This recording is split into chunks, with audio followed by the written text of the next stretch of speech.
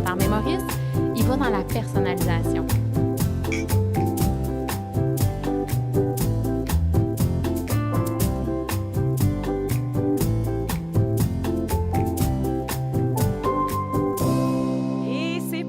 Grand V qui commence en direct du Centre d'entrepreneuriat Alphonse Desjardins dans le DigiHub Shawinigan.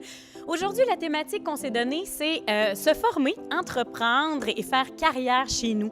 Pourquoi? Parce que ça a été un événement organisé par la Chambre de commerce et d'industrie de Shawinigan qui nous a inspiré cette thématique. La semaine dernière, on a assisté à un beau déjeuner-conférence où le Collège Shawinigan et l'Université du Québec à Trois-Rivières faisaient la présentation de ces deux belles institutions qui fêtent cette année leurs 50 ans. Alors, c'est pas rien. Puis, comme le disait la Chambre de commerce et d'industrie, ces deux institutions, une seule richesse sur notre territoire. Puis on s'est dit, bien, pourquoi ne pas en parler à Grand V? Parce que c'est quelque chose qui, d'abord, qui nous passionne. Hein? Faire carrière chez nous, c'est quelque chose qu'on a souvent abordé ici à l'émission. Moi, j'ai moi-même étudié au Collège Shawinigan. J'ai étudié à l'Université du Québec à Trois-Rivières.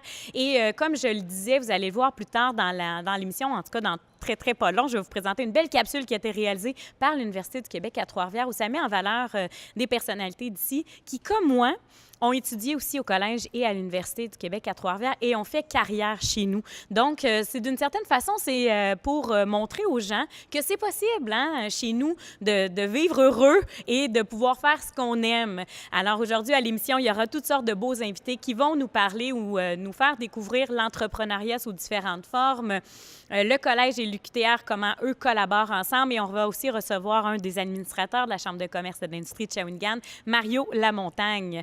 Donc, un petit peu plus tard à l'émission, on va les accueillir en table ronde. Et il y aura aussi avec nous, dans le cadre de cette émission-là, une table ronde aussi avec le DigiHub, Maud Labrosse qui va être avec nous, avec la professeure Cécile Fonrouge, qui est professeure à l'École de gestion, et Chanie Perrault-Arsenault, coordonnatrice du Carrefour d'entrepreneuriat et d'innovation de l'UQTR. Donc, différents organismes qui vont nous parler de ce qui est possible au niveau de l'entrepreneuriat, oui, à l'Université du Québec à Trois-Rivières, mais aussi au DigiHub. On va parler du Fab Lab. C'est une nouvelle façon peut-être pour l'entrepreneuriat de pouvoir innover et de pouvoir construire dans un Fab Lab qui va ouvrir ici là, au DigiHub dans quelques semaines, voire quelques mois. On reçoit aussi dans le cadre de Focus sur le communautaire l'Association pour la déficience intellectuelle et du trouble du spectre de l'autisme, Centre Mauricie-Miquinac. Nous aurons la directrice générale Caroline Boucher et la directrice adjointe et aux communications Annie Bordelot qui viennent nous raconter, nous faire découvrir cette association. Et il y aura aussi d'entrée de jeu en ouverture d'émission Amélie Bonnet qui vient nous présenter sa chronique Un mot. Inspirée de entreprendre, les gens ont beaucoup réagi, nous ont donné plusieurs bonnes idées. Qu'est-ce que ça leur inspire, ça, cette entreprendre? Et elle va nous faire découvrir sa chronique Un mot. Je crois que la chronique aujourd'hui, ce sera un mot qui a été tiré au hasard. Elle va nous en parler tout à l'heure sur le plateau.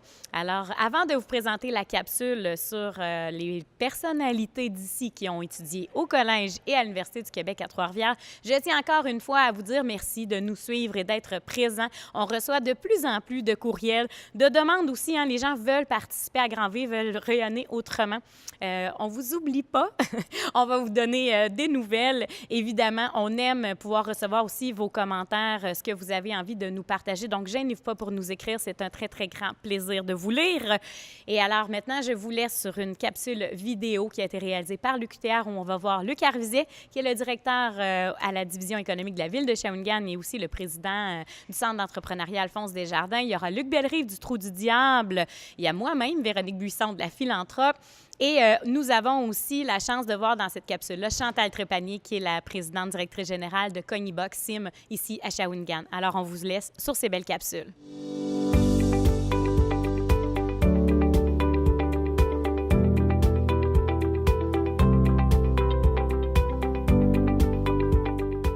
Faire des études dans la région, je pense que c'est un moyen de s'ancrer dans sa région parce que c'est sûr que quand on quitte une région, il y a une probabilité évidente qu'on n'y revienne pas parce qu'on étudie, on se crée un autre réseau social ailleurs. Je pense que dans mon cas, ça a créé... ça a solidifié un ancrage régional très fort. D'ailleurs, aujourd'hui, je suis présidente d'une compagnie qui est basée à Shawinigan et je m'investis énormément dans le développement économique de la région. Je pense pas que j'aurais été... si j'avais été ailleurs, dans une autre université, je pense pas que j'aurais eu la même drive de développement régional que j'ai là, parce que là, c'est comme ma région, c'est là d'où je viens. Donc, je pense que le fait d'avoir étudié ici, au niveau collégial, au niveau universitaire, bon, j'y suis restée, et deux, je m'y investis énormément.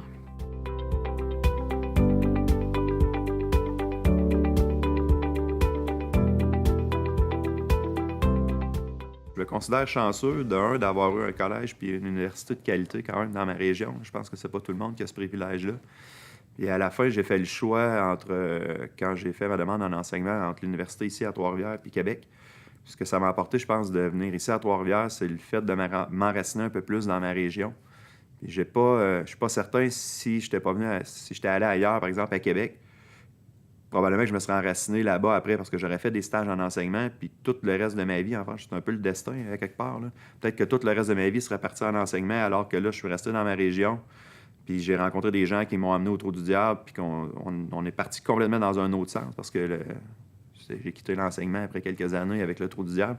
Mais probablement que ma vie serait complètement différente aujourd'hui si je n'étais pas venu à l'université puis je n'avais pas fait mon collège non plus à Shawinigan avant.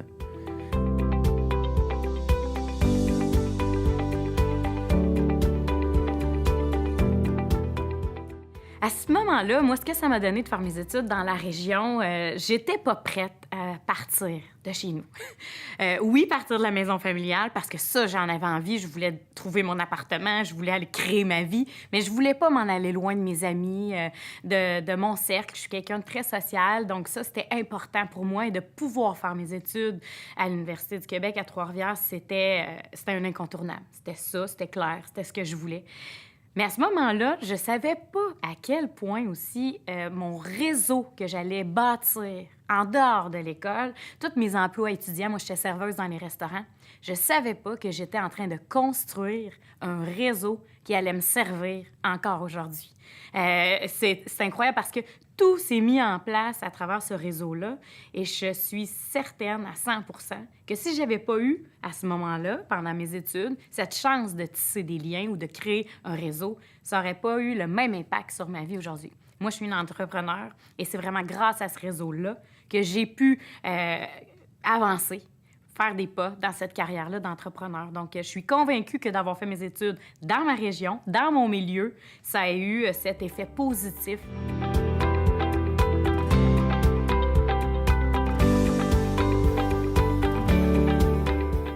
Au cégep de Shawinigan, ça a été une époque pour moi extrêmement enrichissante, intéressante.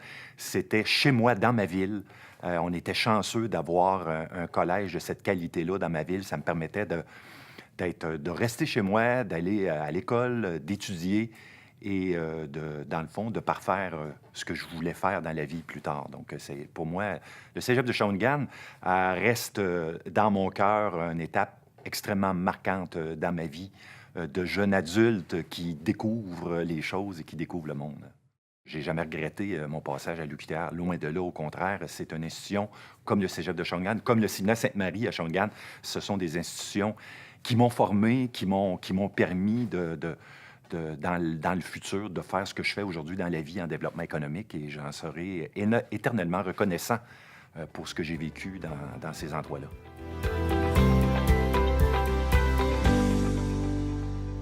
Belle réalisation de l'Université du Québec à Trois-Rivières avec qui j'ai collaboré pour cette capsule-là. C'est Céline Lemay que je salue parce qu'elle m'a beaucoup accompagnée dans toute la mise en place de cette émission-là aujourd'hui. Je la salue. Elle est avec nous aussi là, dans l'auditoire. Ça a été un plaisir vraiment de réfléchir à comment on allait aborder ce sujet de l'émission.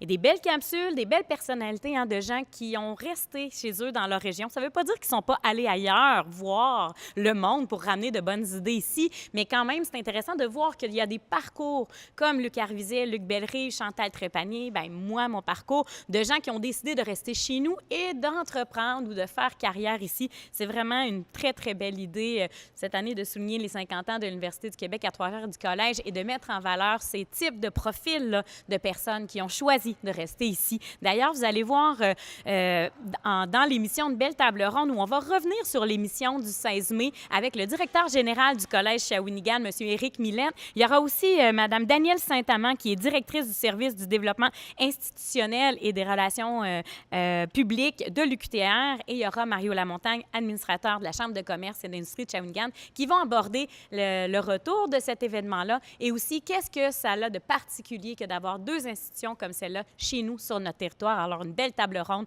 plus tard dans l'émission. Et maintenant, bien, vous commencez à la connaître, hein? Amélie Bonnet qui vient nous faire une belle capsule, un mot. C'est le défi qu'elle se lance à chaque semaine à partir de notre thématique. Cette semaine, c'était se former, entreprendre et faire carrière. Elle a questionné les gens sur les médias sociaux à savoir qu'est-ce que ça vous inspire, vous, le mot entreprendre. Et elle a décidé de créer et de bâtir sa chronique avec le mot qu'elle a tiré au hasard et qui est... Allô, Amélie? Allô? Qu'est-ce que tu as tiré au hasard aujourd'hui pour ouvrir l'émission? Alors, aujourd'hui, j'ai tiré le mot « commencement » qui a été proposé par Marlène Chatigny, qui d'ailleurs, elle aussi, est une jeune entrepreneure. OK. Et là, le mot que ça lui a inspiré, c'est « commencement ». Oui, tout à fait. Génial, ça. Et qu'est-ce que toi, ce mot-là, t'a inspiré? Eh bien, en fait, ce mot-là, bon, tu le sais, moi, j'aime les mots et je me suis intéressée à l'étymologie. Alors, en fait, le mot « commencement » est issu du latin « cominitiale ». Il est composé de « initiale » qui signifie, en fait, « initier ». Et à l'époque, ça faisait surtout référence au partage de connaissances, de pratiques et même de cultes secrets. C'était un petit peu ésotérique. Le latin classique a influé sur l'évolution du mot. Et en fait, on en a retiré le mot initium, qui veut dire début. Et c'est celui-là, en fait, qui s'est finalement imposé. OK. Début. Tout à fait. C'est bon, ça. Alors moi, je trouvais ça intéressant, l'évolution des mots, parce que le sens premier supposait qu'il y ait un échange d'acquis, de savoir-faire et de savoir-être. Et justement, est-ce que ce ne serait pas là la clé de l'entrepreneuriat, de savoir s'entourer et de ne pas faire cavalier seul, comme on dit?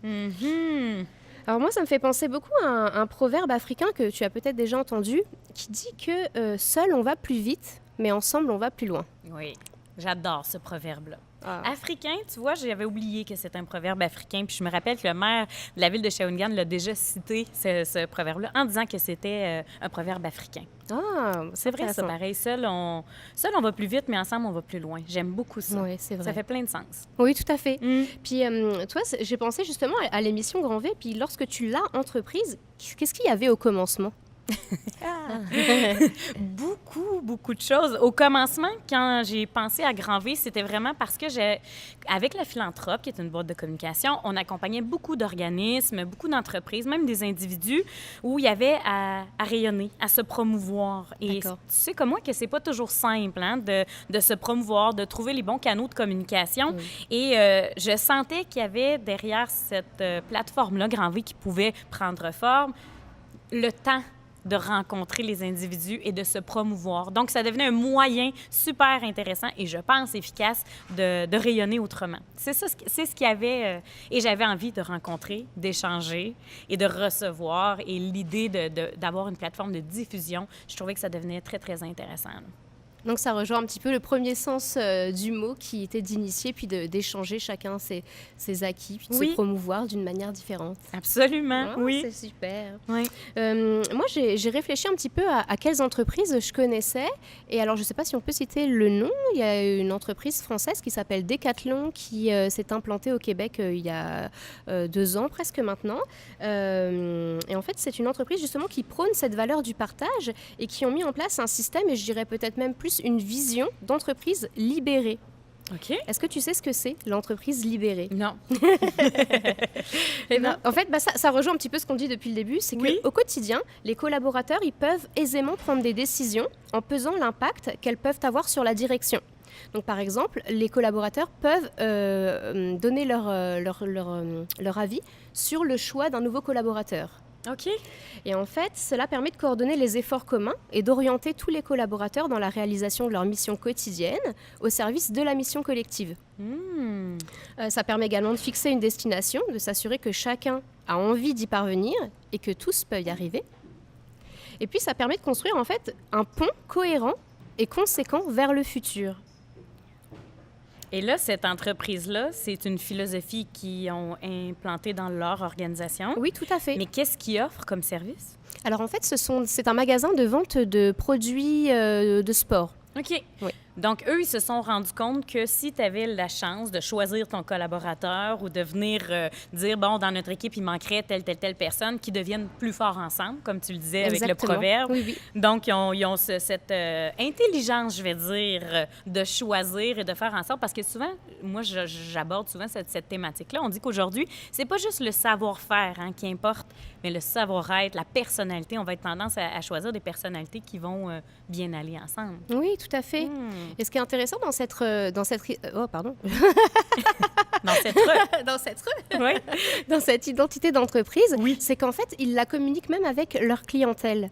Parce que quand on va dans ce magasin-là, on a la possibilité, bon, déjà d'avoir un bon contact avec les employés, mais en même temps, on peut échanger parce que ce sont des gens qui ont l'habitude d'être dans le domaine du sport et on peut essayer en fait les articles de sport. Alors n'importe lesquels, il y a plein de petits showrooms comme ça où on peut essayer les articles, donc je trouve ça vraiment très intéressant. Très intéressant. Donc en fait, il faut savoir que statistiquement, il y a des études qui ont été faites et c'est ce modèle d'entreprise qui génère le plus de bonheur au travail. Je suis convaincue. Absolument, oui. Et moi, je me suis dit que finalement, le commencement d'une entreprise, ça serait aussi sa finalité. Parce que ce qu'on décide d'en faire au début, c'est ce qu'on va réussir à transmettre jusqu'au bout. Alors, le commencement et la finalité, ça se rejoint finalement. Mais je pense que les gens sont de plus en plus conscients de cette importance-là, tu sais, qu'à la base, de s'entourer des bonnes personnes. Oui, Tu oui. peux avoir une excellente idée d'entreprise ou d'affaires ou de projet, mais si tu n'as pas les bonnes personnes aux bonnes places, il se pourrait que tu n'ailles pas très loin avec cette idée-là. Oui, Donc, oui, déjà, tout à fait. à la base, de pouvoir structurer l'entreprise au niveau humain ou au niveau des ressources là, que ça va te prendre, je pense que c'est de plus en plus quelque chose de... C'est un réflexe, on va dire. Peut-être qu'avant, ça l'était moins. J'avais l'impression qu'avant, on se préoccupait plus de la performance, productivité, vraiment dans l'efficacité du rendement. Alors là, on se rend compte que de prendre soin de nos employés, de notre équipe, ça a vraiment une plus-value là, dans Oui. le projet au complet. Oui, tout à fait. Mais en fait, c'est un petit peu comme on le ferait pour nous. Au-delà en tant qu'être humain, on cherche à travailler sur nous-mêmes, à modéliser nos comportements, à mettre en place des stratégies, puis à connaître nos valeurs, à savoir quelles croyances nous supportent ou nous limitent. Mais en fait, ça serait pareil de le faire pour l'entreprise. C'est pour ça que je trouve que l'identité de l'entreprise est vraiment importante déjà avant même de réfléchir à son image de marque. Oui. Au logo, par exemple, il y a vraiment toute une identité à créer, aussi bien qu'on le ferait pour nous finalement. Oui. Oui. Et en fait, c'est ça, c'est définir quelle est sa mission, à quoi cette entreprise va pouvoir contribuer. Parce qu'en fait, à défaut peut-être de sembler un petit peu pas concret ce que je dis, en fait, l'identité, elle incarne quand même le rêve collectif pour lequel l'entreprise œuvre, en définitive. C'est très social C'est quand très, même. très social. Oui, c'est ça.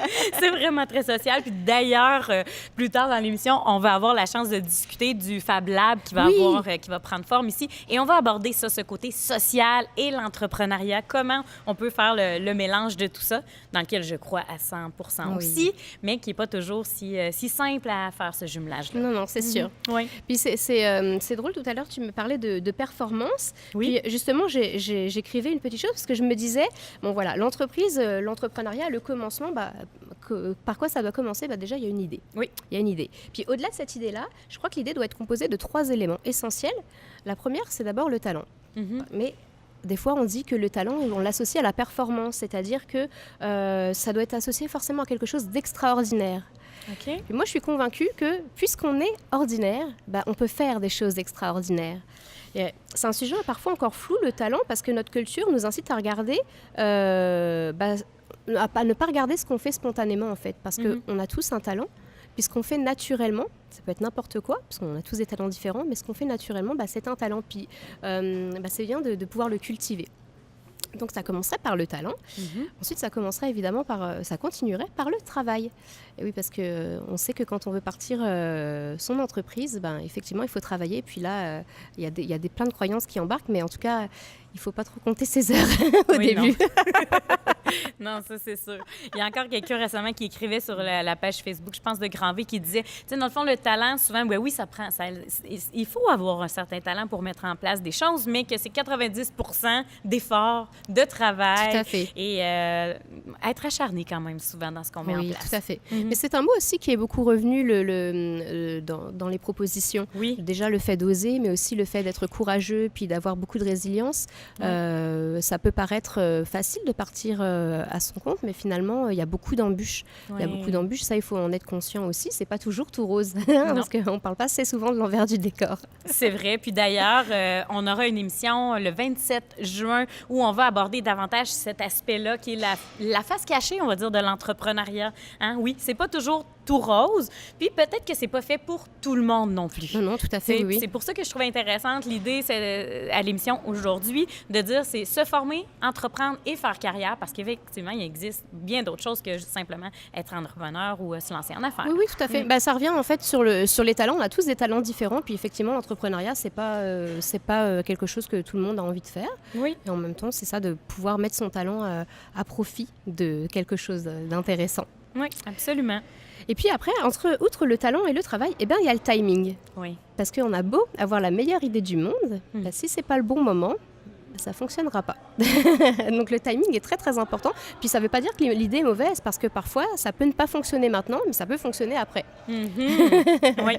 Et là, j'appuie sur le mot timing parce que pour l'avoir vécu à plusieurs occasions dans ma vie, dans mon parcours, tout ça, je me rends de plus en plus compte que parfois on veut provoquer les choses et c'est correct, hein? Souvent c'est très très bien et c'est positif, mais d'autres fois on les accueille et là on se rend compte que même si on avait voulu le faire il y a 1 an, il y a 2 ans, le timing n'était pas là. Et là, à un moment donné, le timing se présente et comme par magie, tout se place assez facilement. Quand on est patient, le timing se présente aussi. Moi, j'ai appris ça. C'est vrai. Parfois, de lâcher prise, Oui. finalement, de fermer une porte ou de la laisser entrouverte, ça permet d'en ouvrir d'autres aussi. Oui, Donc, j'aime c'est ça.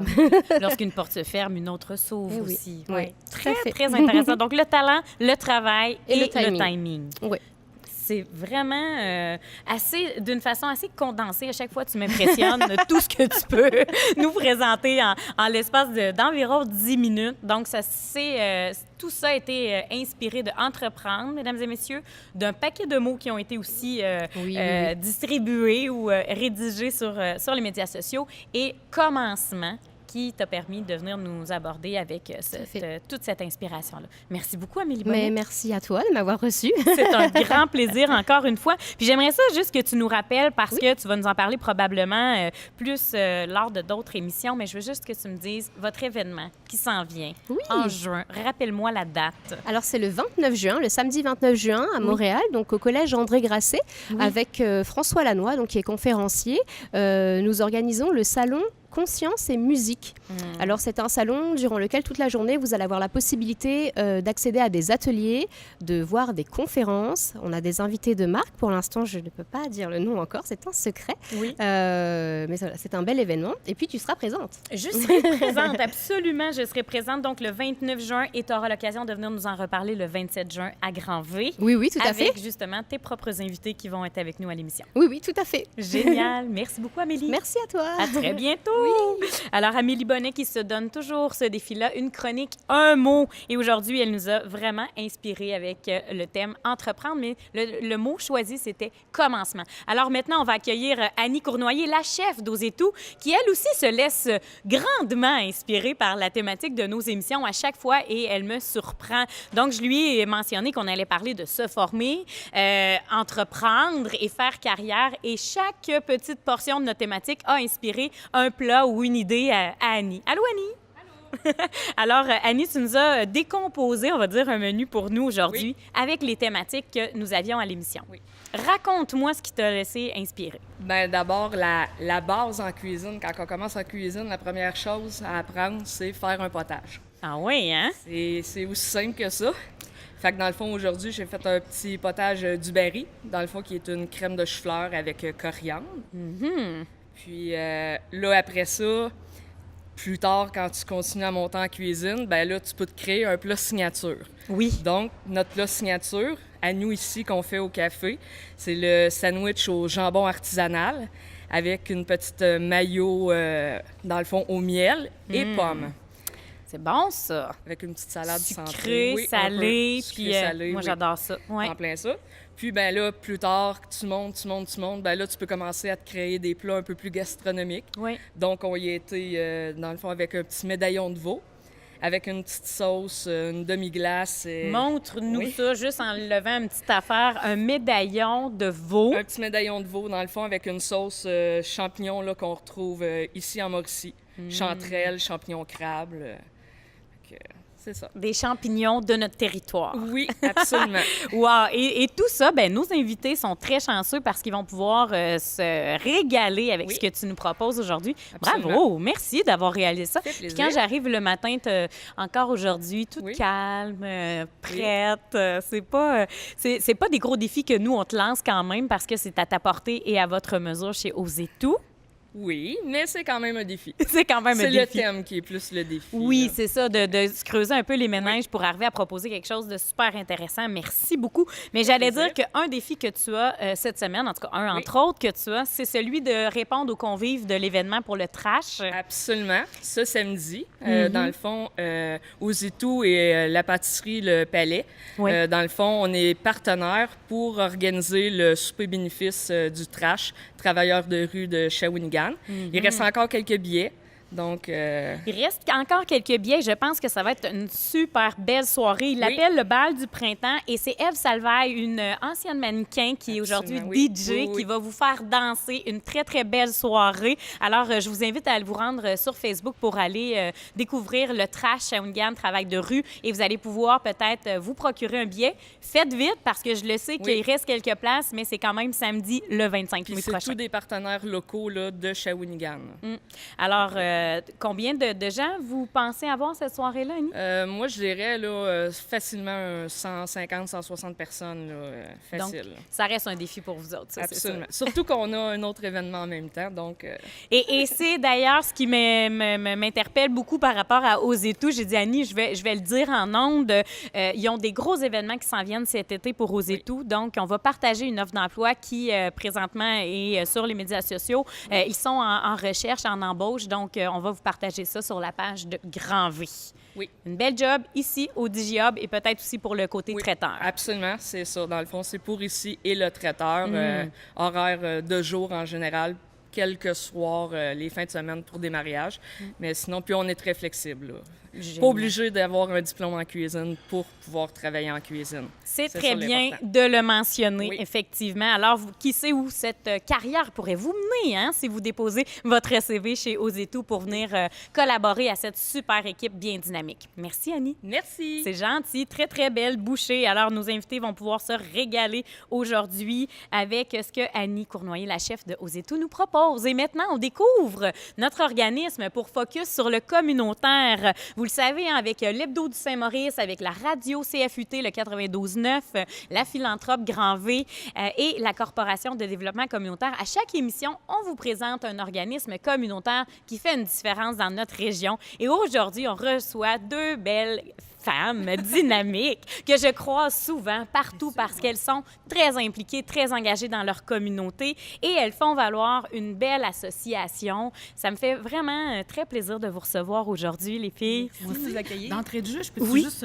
rappeler que je suis aussi présidente de la CDC, puis je voudrais te remercier de cette belle occasion que tu donnes au groupe communautaire de venir dans Focus pour le communautaire. C'est génial. Mais Vraiment. oui, Merci. merci à vous autres. Quelle belle idée. Puis j'ai C'est un beau partenariat. C'est un très beau partenariat, puis j'ai vraiment, je trouve que ça donne une énergie Tout à fait. complètement différente. Ça nous sort de notre zone de confort. Un petit peu quand On fait même. de la TV.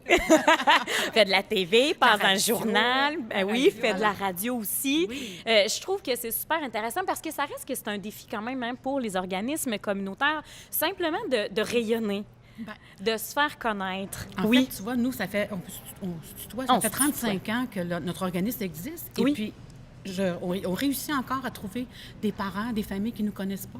Puis on était quand même à Shawinigan. Tu sais, c'est grand, mais quand même. Là. Fait que je suis toujours surprise. Donc, Oui. des médiums comme vous, c'est super important. Vraiment. Génial. Bien, merci de le souligner. Ça fait un grand, grand, grand plaisir. Alors, je répète, je répète parce que je l'ai nommé en début d'émission, mais votre association, c'est l'Association pour la déficience intellectuelle et du trouble du spectre de l'autisme. Vous êtes sur le territoire Sainte-Mauricie-Méquinac. Exactement. Donc, c'est un grand territoire. Et là, tu mentionnes que c'est peut-être un défi de se faire connaître, mais c'est très ciblé quand même comme clientèle. Vous ne vous adressez pas à la population en général. Absolument, c'est niché, donc on s'adresse aux familles Oui. qui vivent avec une personne qui a une déficience intellectuelle ou un trouble du spectre de l'autisme. Elle dit là, la télé, c'est Donc, comment la c'est télé, compliqué. là. d'habitude, je parle trop fort. Donc, c'est ça, c'est très ciblé, Oui. donc c'est ça. Fait qu'effectivement. Vous travaillez avec les personnes ayant une déficience ou ayant un trouble du spectre de l'autisme, mais aussi les familles. Vous travaillez avec Absolument. les proches de ces personnes-là. En fait, on a créé un double besoin. Oui. Donc, le but principal de l'association, c'est de donner du répit et du support aux parents depuis 35 ans, puisqu'il y a 35 ans, un petit groupe de parents ayant la nouvelle d'avoir un enfant différent se sont rendus compte que, oulala, il n'y avait pas beaucoup de services, se sont regroupés et ont mis sur pied l'association qui a beaucoup évolué depuis 35 ans, évidemment. Et ce qu'on a créé aussi, c'est qu'il y a un sentiment d'appartenance chez nos participants qui viennent nous voir. Parce que principalement, nous, on a une maison de répit qui est ouverte à l'année, tous les week-ends. Donc, un beau répit pour les parents, mais les participants viennent voir leur chum. Ils viennent faire des activités de tout genre. Oui. Ils sont heureux d'avoir ce sentiment d'appartenance-là avec leurs amis qu'on ne pensait pas créer, mais qu'on est vraiment heureux de pouvoir se vanter d'avoir créé ce groupe Ce d'amitié. lieu, Oui. oui, c'est ça, hein? Sentiment d'appartenance. Absolument. Tu sais, vous dites que vous travaillez avec des clientèles peut-être, on va dire, différentes, mais là, tout le monde se réunit, ont des points en commun, partagent des réalités. Vous savez, la déficience intellectuelle, c'est pas une maladie, hein? C'est un état permanent. Et les personnes avec une déficience intellectuelle ou un trouble du spectre de l'autisme ont les mêmes besoins que nous tous alentour de la table et les gens qui sont ici avec nous. Oui. Donc, le sentiment d'appartenance, l'envie de s'épanouir, De se réaliser, d'entreprendre. c'est la même chose, d'entreprendre Oui. comme votre thématique d'aujourd'hui. Oui. Alors, on est heureux de pouvoir offrir le support aux parents, mais d'amener ce côté humain aussi à nos personnes en ayant leurs amis et leurs activités sociales. En fait, on dit souvent qui s'assemble se ressemble. Vos amis vous ressemblent, les miens me ressemblent. Donc, quand ils viennent au répit, c'est l'occasion de revoir les amis. Puis c'est une super belle pause pour les parents parce qu'ils sont en sécurité. Ils savent qu'on a un bon service. Puis on a fait nos preuves depuis 30 ans. Là. Mais ça aussi, c'est important, hein? J'imagine l'aspect de sécurité, l'aspect de, tu sais, le parent ou la famille proche qui accompagne cette personne-là, qui souhaite justement son bien-être, mettre toutes les chances de son côté. Alors, c'est tellement important de sentir que... De développer ce service-là, moi, en tout cas, en me disant, est-ce que j'enverrai mon enfant là? Et la réponse, c'est oui. Oui. À partir du moment où je pourrais répondre non, je vais On arrêter n'est plus à ça. bonne place, On là, n'est plus à c'est bonne ça. place. Donc, Exact. il faut le gérer comme ça. Dire, moi, j'irai dessus? Oui. Alors, Et comment ça se passe? Dans le sens que les gens font une demande ou vous avez des membres. Comment on peut bénéficier de votre accompagnement? En fait, oui, effectivement, c'est des membres. Pour être membre chez nous, là, il faut avoir un diagnostic de déficience intellectuelle ou trouble du spectre de l'autisme qui a été détecté souvent très jeune, à la petite enfance, par des spécialistes, médecins, qui sont souvent en collaboration avec le CIUS. Oui. Par la suite, les intervenants du CIUS nous connaissent normalement, connaissent notre ressource et nous réfèrent les parents qui ont souvent besoin d'un répit. Ils sont épuisés, les nouvelles sont... Des fois, c'est un petit choc à absorber. Donc, la première approche se fait toujours avec notre collègue Jean-François, qui est éducateur spécialisé chez nous. Donc, Jean-François rencontre les familles, voit avec eux leurs besoins, les besoins de la personne, du nouveau participant et de la famille. Et par la suite, on intègre doucement le nouveau participant à la maison de répit ou aux activités aussi d'été, parce que nous, on n'a pas seulement la maison de répit. Tout l'été, nous sommes très actifs dans le service de répit aux parents. Ben oui, ben c'est ça. Voilà. Et nous avons maintenant près de 200 membres actifs là, à la DITSA qui viennent voir. Des fois, on a des gens que c'est plus sporadique. On a des réguliers qui viennent voir pratiquement toutes les semaines, mais on a des grandes activités aussi qu'on offre à nos membres. Fête de Noël, cabane à sucre, sorties culturelles. Donc, des fois, on voit nos membres qui viennent nous voir plus pour les activités culturelles.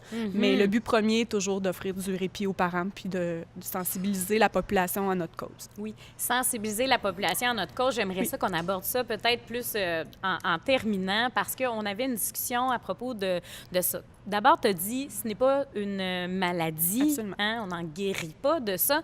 Et souvent, on va on parle de sensibiliser la population. Des fois, on est mal à l'aise sur comment on nomme les choses, comment on les dit, tout ça. Et tu m'as partagé un beau document. c'est excellent. C'est vraiment, vraiment génial. C'est bien fait.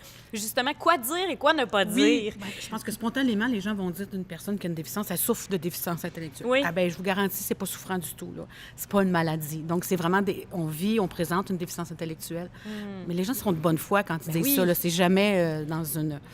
C'est pas pour C'est mal pas de la- faire, c'est pas des exactement, mauvaises c'est ça, intentions, pas du mais tout. quand même, parfois, on vient comme un peu mal à l'aise. Je dis, mais voyons, qu'est-ce que... Alors, aujourd'hui, je voulais qu'on l'aborde. Quand on dit justement ayant, hein, une personne Absolument. ayant une déficience intellectuelle Ou vivant ou présentant. Oui. OK. Nos collègues de la Société québécoise de la déficience intellectuelle à Montréal, qui est notre instance nationale qui regroupe toutes les associations liées à la déficience intellectuelle, ont créé un document que je t'ai partagé hier.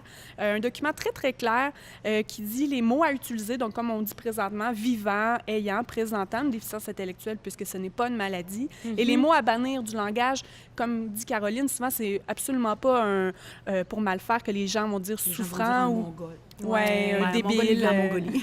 Ben oui, C'est ça. Mais Donc, c'est Ou les c'est pas de mauvaise déficients, ça non plus, intention, on c'est ça. l'utilise plus. Donc, c'est vraiment des personnes ayant une déficience intellectuelle. Le trouble du spectre de l'autisme a déjà été quand même bien intégré dans la population, que c'est le trouble du spectre de l'autisme. Oui. Il y a moins d'appellations péjoratives, mais au niveau de la déficience intellectuelle, on a créé, dans le cadre de la semaine de déficience avec nos collègues, nous ont partagé cet outil beau que vous pourrez document. retrouver sur notre Facebook. Je vais le repartager s'il y a des gens qui veulent aller le consulter sans Sur faute. le Facebook et, je pense, sur votre site Internet, est-ce que vous avez une section où... Il n'est pas sur notre site Internet, mais vous avez vraiment toutes les informations concernant notre association et les appellations sont nécessairement bien intégrées. sont bien intégrés oui, dans voilà. votre beau site Internet. Oui. Très beau Merci. site Internet Merci. que je suis allée visiter, scruter Que hier. vous pourrez trouver au adi-mauricie.ca. Oui, vraiment, on parle d'outils de communication, hein, Ouais. de se faire connaître, de se positionner. Là, je veux dire, je ne sais pas si j'ai le droit de le dire comme ça, mais c'est pas parce qu'on est un organisme communautaire qu'on peut pas avoir des beaux outils de communication Au et de contraire. promotion. Moi, Au ça fait, contraire. 2 ans que je suis Imaginatif, arrivée. Oui. créatif. Oui, oui. Ça fait 2 ans que je suis arrivée à l'ADI. Mon Dieu, Hey, ça revient. mon culture. mon ancienne vie m'a rattrapée. Oui. À l'ADI. Oui. Et c'était une des premières discussions qu'on a eues, en fait, de prendre le temps de mettre nos outils promotionnels au goût du jour Ouais. afin que les gens aient un intérêt à le consulter puis que par la suite puissent nous reconnaître, entendre parler de nous puis dire « Oui, ça me dit quelque chose, l'association, le petit logo mauve. » Oui. Pour que tranquillement, et là, vous voyez, on se fait dire beaucoup, mais mon Dieu, vous êtes partout. Mais Ouais. pourtant, ce n'est que... Et d'utiliser aussi les relations de presse, tu sais quoi, on vient du même milieu toutes les deux. Oui. C'est gratuit, puis ça permet d'avoir une belle visibilité. Quand on fait des bons coups, il ne faut pas les garder sous silence, il faut les dévoiler, il faut en parler. Puis les Exactement. gens finissent par savoir on est qui, puis il y a un intérêt et une sensibilisation qui se fait tranquillement pas vite avec tout ça. Oui, bien bravo les filles. Merci. Puis merci encore à la Corporation de développement communautaire. Oui, elle dit donc déjà. Hein, c'est ça. À chaque fois, je disais à mes invités, chaque thématique pourrait faire une émission Ben, on va complète. revenir. OK. Mais vous revenez quand vous voulez, Parfait. avec grand Merci. Puis nous, on plaisir. t'invite à venir visiter nos locaux Ah oui. quand tu veux pour venir voir et te sensibiliser toi aussi à la Oui. cause. Ben, avec plaisir, je vais aller faire mon tour. Merci, Ça, c'est merci. sûr et certain. Merci beaucoup, les filles. Merci. Wow, bel organisme, encore une fois. Très heureuse. Puis c'est vrai, ben, c'est la présidente de la corporation développement communautaire. Puis vous avez eu un super beau déjeuner des bons Oui, coups, je l'ai oui, su, Merci. qui arrive en même temps que Ben, l'événement dont on va vous parler à la suite de notre rencontre. Merci les filles. Merci. Bonne journée. Alors, maintenant, on reçoit le directeur général du Collège Shawinigan, M. Éric Millette, Danielle Saint-Amand, qui est la directrice du service au développement institutionnel et des affaires publiques de l'UQTR, et Mario Lamontagne, qui est administrateur à la Chambre de commerce et d'industrie de Shawinigan et aussi associé chez Deloitte. Bonjour. Bonjour. Bonjour. Contente de vous recevoir en table ronde aujourd'hui. J'ai assisté au déjeuner-conférence la semaine passée et j'ai adoré cette première, hein, parce que je pense que, Mario, tu étais l'instigateur de cette idée originale. Oui, qui devenait très importante parce que la Chambre de commerce tenait absolument à faire quelque chose de marquant pour le 50e des deux organisations qui sont des partenaires de la Chambre de tous les temps et de toutes les heures. Donc, c'était vraiment important de reconnaître ça, mais aussi dans un axe d'économie, parce que des fois, on pense à nos jeunes années d'études et en termes de savoir, mais c'est aussi important de dire que c'est un ancrage. Les institutions d'enseignement supérieur sont un ancrage de notre jeunesse dans leur réalité. On l'a bien parlé lors de la rencontre. Si j'ai étudié ici, j'ai beaucoup plus de chances, puis vous pourriez me le dire, mais de faire ma vie dans ce milieu-là. Donc, c'est un ancrage de la main-d'œuvre. Oui. Puis, c'est le départ d'autre chose. C'est le terreau du reste. Si on va avoir un beau jardin économique, ça nous prend le C'est beau, savoir. ça, un beau jardin. ça nous prend le savoir puis nos institutions qui sont clés dans tout ce développement-là. Et c'est drôle parce que d'en parler, ça nous fait prendre conscience de ça. Parce qu'ils sont là, ces deux institutions-là. Ils sont vivants, ils sont là depuis 50 ans. Et là, ben moi, j'assistais au déjeuner puis je me disais, wow, OK, ça fait tout ça, deux institutions. Ça a été une très belle opportunité pour nous, justement, de présenter à la fois l'histoire du collège, Oui. de présenter les partenariats qu'on avait également avec l'université, mais également qu'est-ce qu'on peut redonner également à la communauté, que ce soit notre service de la formation continue avec les entreprises ou les besoins de main-d'œuvre qui sont grandement criants aujourd'hui. Besoin de main-d'œuvre, on en entend de plus en plus parler, effectivement. C'est la même chose du côté de l'UQTR. J'ai été très heureuse d'entendre parler de l'UQTR à travers ces 50 dernières années et les efforts que l'UQTR mettait en place pour le recrutement, aller chercher aussi des étudiants pour répondre à des besoins de main-d'œuvre. Ça, j'ai été particulièrement surprise. Je savais que ça se faisait, mais j'ai été heureuse de l'entendre. Oui, absolument. Mais on travaille très fort à cet égard-là parce qu'on veut jouer notre rôle de catalyseur. Oui. On est là pour soutenir la région, pour soutenir toutes nos MRC. Et on a ce devoir-là, surtout d'être en adéquation avec les besoins de nos entrepreneurs. Alors, je peux vous dire que, notamment au niveau des TI, on en a parlé, là, mais on travaille très fort ici avec Shawinigan, le Centre Mauricie, pour essayer de s'adapter et de répondre aux besoins. Répondre aux besoins, et vous ne le faites pas chacun dans votre coin. Hein? C'est ça aussi. Ah, tout à fait. On regarde une initiative qu'on a eue là, au cours de la dernière année, ce qu'on appelle le panel TI. Donc, en collaboration avec l'UQTR puis avec Groupé, on a justement réalisé un inventaire des compétences qui étaient attendues de la part des entreprises dans la région. Et à partir de cet inventaire-là, bien, ça nous permet de nous positionner à savoir, bon, maintenant, quels sont nos programmes de formation? Qu'est-ce qu'on a besoin d'actualiser dans nos programmes de formation? Est-ce qu'il n'y a pas des nouvelles formations qui pourraient voir le jour également à Mauricie pour s'arrimer aux besoins des entreprises? Donc, c'est justement à l'initiative de l'UQTR ainsi que de Groupé que nous, ça nous a fait plaisir, le collège, de collaborer là, à ces travaux. Et là, c'est là qu'on dit que ça devient très enraciné parce que, tu sais, une institution d'enseignement pourrait rester très magistrale, théorique, tu sais, dans vraiment l'apprentissage, le savoir, comme tu disais, Mario. Et là, au contraire, on est en train de dire, bien là, t'as peu, on veut former des étudiants qui vont avoir un rôle en sortant aussi, parce que c'est un petit peu ça. Venez chez nous, on va vous former, puis en plus, on va s'assurer qu'il va y avoir une connexion avec le territoire dans lequel vous allez œuvrer. C'est un petit peu ça. Quand on regarde aussi. notre plan stratégique, d'ailleurs, l'orientation numéro 5 parle du rayonnement du collège à l'intérieur de la région. OK. Et justement, le rayonnement des étudiants au sein des entreprises. Mais on parle également de rayonnement, par exemple, sportif, où on va demander à la communauté collégiale de s'impliquer dans le développement sportif et culturel de la région. Donc, c'est le genre d'implication qui, pour nous, fait partie même de la mission du collège. J'ai été dans les électriques pendant tout mon passage au collège Shawinigan. Dans quel sport? En basketball? Oui, j'étais une grande joueuse. Une petite grande, Au niveau des entrepreneurs puis des entreprises que j'ai la chance de représenter avec la Chambre de commerce, c'est d'en être un moi-même chez Deloitte. Oui. Ce qui est surprenant, mais qui ne devrait plus l'être, à mon sens, c'est le niveau de collaboration qu'une entreprise peut avoir en allant parler avec les services de formation continue, en allant discuter. Parce que, comme tu disais, on les voit en termes de savoir, mais au-delà de ça, aujourd'hui, le niveau de savoir qu'on doit avoir est tellement grand. Tu sais, un jour, on dit on en apprend tous les jours. Aujourd'hui, je me dis que j'en apprends toutes les minutes.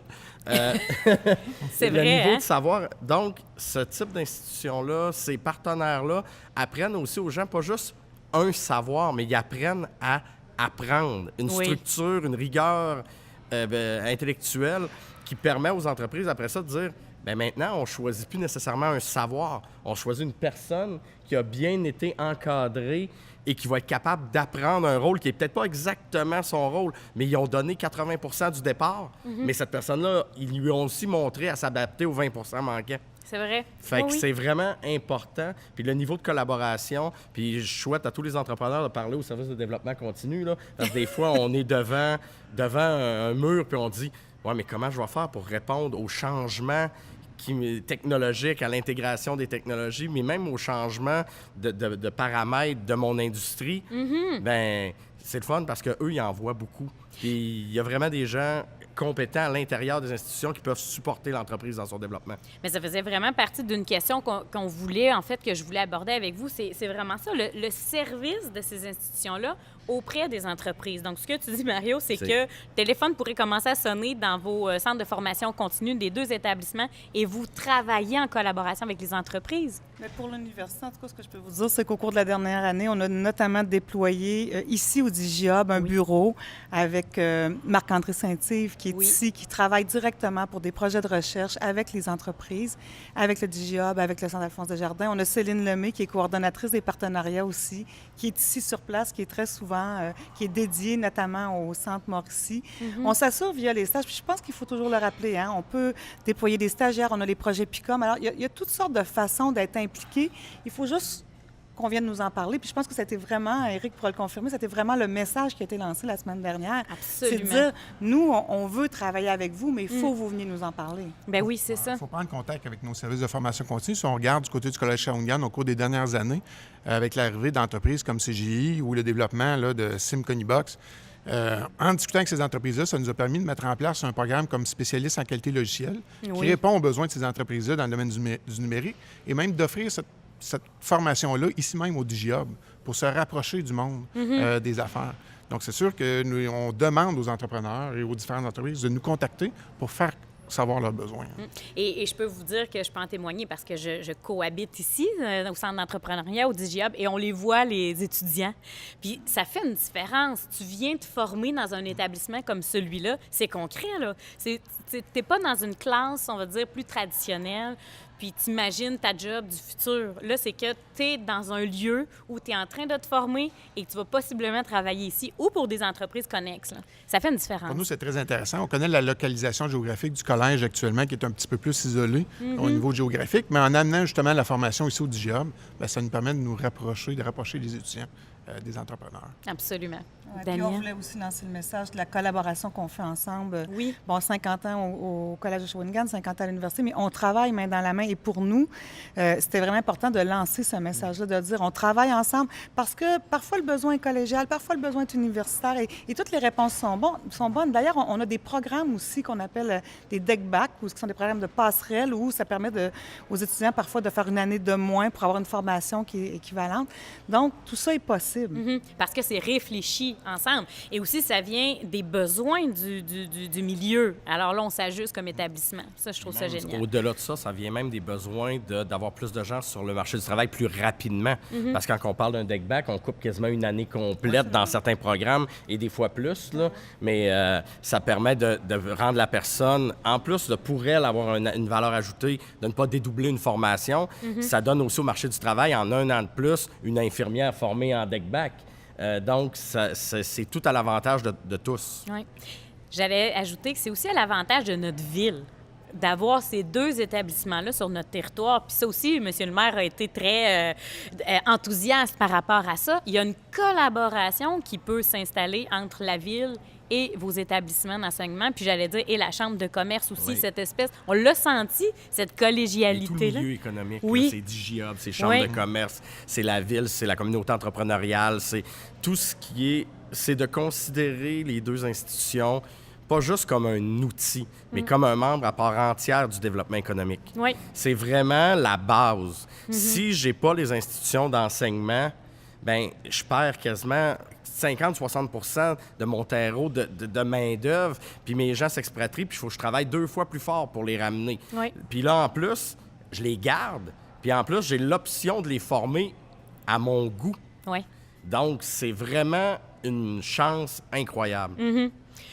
Oui. Pour nous, justement, c'est très important pour le collège et pour l'université, je suis certain, là, d'être présent sur plusieurs comités, initiatives qui sont mises de l'avant par la ville ou la Chambre de commerce, parce que ça nous permet également de faire le lien à l'intérieur de nos organisations vers des spécialistes parfois de certaines disciplines. Donc, certaines idées vont émerger de certains comités, mais compte tenu que nous, on a des spécialistes, que ce soit dans le domaine de l'entrepreneuriat, de l'administration, des soins infirmiers, bon, on peut faire le lien puis peut-être donner un bon coup de pouce à certains projets, là, initiatives qui viennent de la ville. Une communication s'installe à travers ces comités-là Tout à et je veux dire, on les travaille, on les élabore ensemble. Je pense que peuvent naître de ça aussi certaines innovations. Oui, Absolument, absolument. Nous, on le voit avec nos professeurs. Là, vous allez recevoir tantôt la professeure Fonrouge qui va être ici. Oui. Et puis avec Chani aussi qui coordonne le Centre d'entrepreneuriat étudiant. Mais cette implication-là, je regardais ce matin, on a plus qu'une dizaine de professeurs qui sont impliqués ici à Shawinigan dans tous les domaines. Oui. Et ça fait en sorte, puis plusieurs de l'Institut de recherche sur les PME, donc ça fait en sorte que ça vient offrir un soutien, puis ça permet aussi à l'université de rester connectée sur son milieu, mais surtout de soutenir nos entreprises, nos organismes. Et ça, c'est vraiment une priorité pour nous.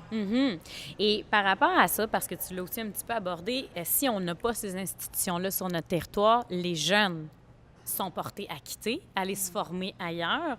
Alors, comment on fait pour être attractif? Pour garder nos jeunes, pour dire, nous, on se démarque, on est différent de ce que tu peux retrouver, je ne sais pas moi, à Sherbrooke, ou que tu pourrais avoir envie d'aller à Montréal, ou tout ça. Il y a des efforts à faire pour garder les jeunes chez nous? C'est sûr que pour nous, là, ce qui devient distinctif, c'est la carte de programme. On a évidemment des programmes préuniversitaires qui, eux, sont ce qu'on appelle des programmes de proximité, souvent avoir un bassin proche du collège, mais on a aussi des formations techniques qui sont uniques dans la région et même à l'extérieur de la région. On parle de techniques de laboratoire en biotechnologie, en chimie analytique, soins préhospitaliers d'urgence. Donc, on est les seuls dans la région à offrir ce programme-là. Donc, non seulement ça permet de consolider les étudiants de la région, mais même d'attirer des étudiants de l'extérieur de la région. On a plus de 70 étudiants qui viennent de l'extérieur de la région et plus de 70 étudiants également qui viennent de l'international. Donc, sur notre 1100 quelques étudiants, on a 140 étudiants qui proviennent de l'extérieur de la région et de l'international. Donc, pour nous, là, c'est un facteur extrêmement intéressant pour la région et on espère que ces étudiants-là vont demeurer dans la région en poursuivant leurs études à l'université, en ayant des ententes d'ECBAC, ou vont continuer à travailler ici une fois leurs études complétées. Et le chiffre, je me souviens plus exactement, mais il était aussi très impressionnant sur le nombre d'étudiants de l'extérieur qui viennent à l'UQTR. Tout à fait. Sur 15 000 étudiants, c'est 1 700. C'est un petit peu plus que... C'est 12 à peu près. Là. Donc, c'est vraiment un chiffre important. Et puis, moi, je pense qu'à partir de là, c'est sûr que, oui, il y a tous les programmes qu'on offre qui sont des programmes de qualité. Oui. Puis, j'ai envie de dire qu'on a des institutions qui sont à dimension humaine. Puis, nous, dans nos statistiques, quand on fait nos enquêtes auprès de nos diplômés pour savoir qu'est-ce qui les a intéressés, c'est quelque chose qui sort très, très, très fort sur le fait de dire, bien, moi, quand j'ai été à l'Université à Trois-Rivières, puis je le sais que c'est la même chose au Collège de Shawinigan pour le connaître très bien, j'ai été accueillie, je pouvais parler à mon professeur, je pouvais le questionner, je pouvais l'appeler. Alors, il y a ce lien-là, ce rapport-là qu'on retrouve peut-être un peu moins dans les milieux, je dirais, dans les plus grandes villes ou dans les plus grands campus aussi, parce que c'est sûr qu'on a quand même des campus qui sont dans des dimensions plus chaleureuses. Alors ça fait la différence aussi. Alors, de pouvoir ou rester chez nous puis étudier, ou parfois on a des étudiants qui viennent, qui prennent quand même un appartement, mais qui sont pas trop loin de la maison. Alors ça, c'est un premier pas aussi. Je veux dire, tout est possible, mais je pense que c'est oui, rassurant pour les parents, pour les familles, mais c'est surtout des campus qui sont très agréables parce que c'est des vies qui sont très riches. Oh oui, absolument. Mario, toi aussi, tu as étudié à l'UQTR? Oui, j'ai étudié à l'UQTR, mais moi, ils sont allés me chercher parce que je viens du Saguenay-Lac-Saint-Jean. J'ai malheureusement pas été au Collège de Shawinigan. Je viens du cégep de Saint-Félicien. Oui. Mais je suis arrivé pour sciences comptables. Daniel McMahon, le recteur, qui a été mon premier professeur, mais ce qu'elle dit au niveau de la proximité des professeurs, il y a beaucoup de mes professeurs qui sont aujourd'hui encore des relations professionnelles ou des relations personnelles. On a jasé avec eux, on a vécu des choses avec eux. C'est une grande étape dans une vie. On n'est pas dans un auditorium de 200 personnes où le professeur n'est qu'un narrateur. Oui. Le professeur est un acteur de nos jeunes vies à ce moment-là. Oui. Et ces gens-là ont eu des influences sur nos carrières beaucoup plus importantes qu'on pourrait le penser. Donc, la dimension humaine de l'institution, puis je pense que ça a été un slogan année après année au travers des années de l'UQTR, mais c'est ce qu'il y en est. C'est des groupes de 30 à 45 étudiants. On connaît les profs, puis pas en termes de chargé de cours, mais en termes de ressources. La ressource, c'est souvent le professeur lui-même. Donc, on développe une connaissance sur des programmes de 3-4 ans avec ces gens-là. Mm-hmm. Puis moi, je les ai tellement aimés que j'ai été chargé de cours par la suite pendant 4 ans à l'UQTR. Donc, OK! j'ai beaucoup apprécié cet environnement-là. Et par rapport au fait, je pense que c'est encourageant aujourd'hui de le dire aux jeunes qui nous regardent, peut-être à leur famille, de dire à quel point on n'est pas conscient au départ quand on fait notre choix. Peut-être qu'on ne l'est pas assez conscient, mais le fait de choisir d'étudier chez nous, bien, on s'enracine dans notre territoire. Puis c'est un peu ce que je disais dans la capsule, c'est que moi, j'avais pas l'impression que j'étais en train de bâtir mon réseau. Bien, moi, j'en suis un exemple. Je viens de Saguenay-Lac-Saint-Jean. Je suis pas retourné après mes études, bien que j'adore ma terre natale. Mais je le disais lors de la rencontre du 23, ça fait aujourd'hui plus longtemps que je vis en Mauricie qu'au lac. Oui, c'est ça. Donc, je me suis enraciné. J'ai eu 3 enfants ici. Je me suis marié ici. Donc, ça a développé une appartenance. Puis, c'est parce que je suis venu à l'université que c'est arrivé. Mm-hmm. Donc, ça a vraiment un impact sur l'attraction de main-d'œuvre qui est clair, à mon sens. Oui. Il y a un nouveau dicton là, qu'il faudrait trouver, un proverbe. Là. Tu sais, d'habitude, c'est qui prend pays, qui prend mari, prend pays. Ouais. Là, il faudrait qu'on trouve quelque chose par rapport à... Qui étudie, reste ici. C'est ça! C'est beau, ça, Mario! C'est bon! Ça, c'est bon. Qui étudie, reste ici. Vraiment, c'est très, très intéressant. Peut-être en terminant, qu'est-ce qui va nous surprendre peut-être dans le futur par rapport à vos 2 établissements? Je sais pas, on parle beaucoup d'entrepreneuriat, on parle d'innovation. Y a-t-il des choses qui vont nous surprendre dans les prochaines années? Je pense qu'on a beaucoup parlé des TI. Oui. On veut vraiment créer, puis on travaille avec le Collège de Shawinigan pour essayer de devenir le 3e pôle TI au Québec. Ça, pour nous, je dirais que s'il y a un dossier qu'on travaille très fort ensemble pour Shawinigan, pour le Centre Mauricie, c'est celui-là. Mm-hmm. On est très intéressés par le 3e pôle TI, mais on travaille actuellement également à élargir notre carte de programme. Oui. Donc, on travaille à avoir de nouveaux programmes d'études au Collège Shawinigan. On parlait tout à l'heure comment on peut être plus attractif pour les gens de l'extérieur, bien, d'avoir des programmes qui sont uniques, nous permettent d'attirer de nouveaux étudiants. Donc, c'est quelque chose qu'on travaille à court terme. Et je sens une énergie aussi, là, probablement. Puis on l'a nommé, hein, vous êtes un des plus jeunes directeurs. Je suis le plus jeune directeur. Le plus jeune. jeune. La Fédération des cégeps. Ça doit quand même faire une différence. Puis je dis pas que je pointe rien de ça, mais dans le sens où, là, on avance rapidement, je trouve, dans le monde dans lequel on vit présentement. Et il y a des changements majeurs, j'imagine, qui doivent se produire éventuellement dans le monde de l'éducation. On pourrait faire une émission complète là-dessus. Mais il y a probablement des grands changements qui vont peut-être tous nous surprendre. Le système d'éducation, moi, je vois mon fils qui a 9 ans, qui grandit ou qui évolue dans une école alternative présentement, qui arrive avec des apprentissages peut-être un peu différents. Il y a peut-être des choses qui vont se transformer quand même dans l'avenir de nos systèmes d'éducation. Oui, positivement, je parle, hein, avec nos 50 ans d'expérience, on va être prêts à faire le virage, j'imagine. Nos 2 institutions parlent de nouveaux programmes, des TI, mais il ne faut pas oublier que c'est aussi 2 institutions de recherche. Oui. Donc, on a toujours un peu de loterie de dire... Moi, je rêve de voir des innovations incroyables sortir des bureaux de recherche. Au-delà même des programmes, il y a des gens extrêmement brillants et extrêmement compétents. Puis des fois, on a des trésors cachés, des diamants qui dorment dans des centres de recherche. Mais c'est à parler avec le milieu des affaires que ces recherches-là pourraient devenir des recherches appliquées et des nouveaux produits, des nouvelles innovations. Donc, c'est ça qui est important aussi dans cette communication d'affaires-là, de permettre aux chercheurs de se rapprocher du monde des affaires et de la commercialisation. Le transfert technologique. Là. Exactement. Quand on regarde le centre de recherche du collège, justement, le CNET, qui travaille beaucoup au transfert technologique, mais justement, il y a plusieurs histoires à succès dans plusieurs entreprises régionales, là, où on a transféré des idées de nos enseignants. Oui, exactement. Oui. Et ça, bien, il y a du chemin à faire au niveau de la promotion et de la notoriété des établissements, parce que j'imagine que quand les jeunes viennent pour choisir, ça fait une différence que de dire « Wow, il s'est passé ça dans cet établissement-là. » C'est aussi de valoriser la crédibilité de nos chercheurs, parce que des fois, on dit « Ouais, mais c'est un prof, il est théorique. Tu sais, il comprendra pas ma bébelle. Moi, je suis un homme d'affaires rapide. » Non. Ces chercheurs-là ont aussi un côté entrepreneurial qu'il faut exploiter puis aller chercher. Puis on a une ressource qui doit être mieux connue par le milieu entrepreneurial.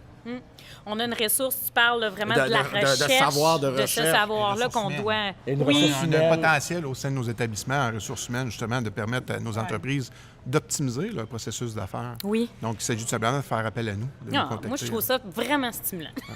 Pour vrai, je trouve que c'est une façon de voir qui est différente parce que je suis pas certaine que tout le monde avait cette option-là dans leur esprit, de dire, ah oui, OK, je peux contacter mon collège, je peux contacter mon université pour peut-être aller plus loin, me soutenir aussi dans ma recherche ou dans mes idées, mes innovations. Je pense qu'aujourd'hui, on a fait un petit pas, en tout cas, à mon sens, à moi, d'ouvrir cette porte-là. Puis je pense que les 50 ans sont vraiment un moment unique de pouvoir vous promouvoir, faire parler de vous. Et vous avez un beau calendrier d'activités que j'ai vu sur votre site Internet et vous aussi à l'UQTR. Beaucoup d'occasions de rayonnement et de faire valoir ces deux institutions-là. Puis Mario, tu es un très bon ambassadeur, hein, soit dit en passant. Très bon, très bon. Oui. J'aime beaucoup, moi, dans mes valeurs, une valeur qui est parfois plus américaine, qui est la valeur du logo de l'université qui t'a formé, l'appartenance Oui, que à d'où tu, tu viens, à ce qui t'a transformé. Donc, moi, j'adhère beaucoup à cet élément-là. De l'université est une partie de ce que je suis devenu. Puis, je dois, autant dans mon entreprise que dans mes actions, redonner à mon institution d'enseignement pour lui permettre d'évoluer et d'avoir le maximum de ce qui lui revient. Elle m'a donné beaucoup en termes de savoir. Bien, maintenant, permettons à l'université de continuer d'évoluer. Et je trouve que c'est un beau message à lancer aussi aux anciens étudiants de l'UQTR et du collège, parce que parfois on part, puis on fait nos carrières, puis on fait nos affaires, puis on oublie ça, cet aspect-là dont tu viens de parler, et je pense que c'est des beaux témoignages que d'anciens qui viennent dire, ben moi, concrètement, je veux redonner, je veux m'impliquer, comment je peux soutenir mon établissement d'enseignement. Je pense qu'on a un rôle à faire. Puis pour vrai, je crois que des fois, on l'oublie, parce que récemment, avec l'UQTR, moi, je reçois souvent des stagiaires. J'en ai reçu aussi du collège Shawinigan dans un autre programme. Mais je suis allée faire une conférence auprès de la communication sociale. Et là, on parlait, de donner des exemples concrets. Alors, j'ai rappelé des gens avec qui j'avais étudié. Et là, ils disaient, « Ah, mon Dieu, moi aussi, j'aimerais peut-être ça, aller parler de ma carrière, de ce que je fais. » Puis comme s'ils n'avaient pas nécessairement eu l'occasion ou l'opportunité, mais dès qu'on ouvre la porte, comme toi, ils ont envie, ils ont un attache. Alors, je sais que vous le faites déjà beaucoup, vous avez des beaux réseaux d'anciens, mais je pense que ce sont des beaux porte-paroles à questionner. Place, nous, depuis l'an passé, d'ailleurs, avec les 50 ans du collège, un système de remise de diplôme honorifique. Donc, en septembre, l'an passé, on avait remis un diplôme à M. Jean Chrétien. Et le 12 septembre prochain, on va avoir le plaisir de remettre un diplôme honorifique à M. Fred Pellerin, donc, qui est un ancien du collège également. Donc, pour nous, c'est une façon de souligner la carrière de nos anciens, mais également, c'est une occasion d'inviter les anciens à être présents lors de ce cocktail-là. Bravo. Alors là, j'imagine qu'on peut déjà se procurer nos billets. Donc, ça va être en vente là, dans les prochains jours. Dans les prochains jours. Ouais. Fred Pellerin, juste aller le voir, là. Qu'est-ce qu'il fait de bon, hein? Puis vous autres aussi, chez vous, de belles activités encore au programme? Collation des grades les 7-8 juin prochain pour nos diplômés. Grand spectacle le 7 septembre à l'amphithéâtre Cogeco avec une 50aine d'artistes, majoritairement des gens qui ont gradué chez nous. Oui. Notamment, Fred Pellerin est un gradué de chez nous aussi, ah oui. soit dit en passant. Oui, on aura un grand spectacle le 7 juin. Les billets sont en vente grand public dans les prochains jours aussi. Juste pour vous dire que j'ai suivi un cours avec Fred Pellerin. Je me souviens d'un cours, c'était théâtre, c'était un cours optionnel. J'ai eu la chance de faire toute une session. Puis moi, je me souviens de le regarder, puis il me disait, ben, là, on est ailleurs. Là. Il y aura possiblement beaucoup de talent. Ouais. De chez nous, on est très fiers de... Absolument. Puis là, ce que je comprends, c'est que tous les artistes, à peu près, vont avoir... Ça sera des artistes... Majoritairement, ça sera des diplômés de l'UQTR. Très original comme idée. Mais bravo, merci d'avoir assisté à cette émission-là et de nous avoir partagé vos institutions. Et je comprends le thème, hein, 2 institutions, une richesse sur notre territoire. Je pense que ça fait vraiment beaucoup de sens. Merci beaucoup à vous. Merci beaucoup pour l'invitation. Longue vie à vos institutions. Merci beaucoup, Mario. Belle idée que tu as eue là, toi, pour l'événement de la Chambre de commerce et d'industrie de Shawinigan. On poursuit les discussions parce que l'UQTR revient sur le plateau. Comme je vous l'ai mentionné, il y aura avec nous Cécile Fonrouge, qui est professeure à l'École de gestion, et Chanie Perrault-Arsenault, qui est coordonnatrice du centre... En fait, c'est pas le centre, hein? C'est le carrefour d'entrepreneuriat et d'innovation de l'UQTR. Et Maude Labrosse, qui est la directrice générale adjointe ici au DigiHub. Bonjour, mesdames. Bonjour. Hey, on parle d'entrepreneuriat entre femmes aujourd'hui? Oui. Oui. Merci d'être là.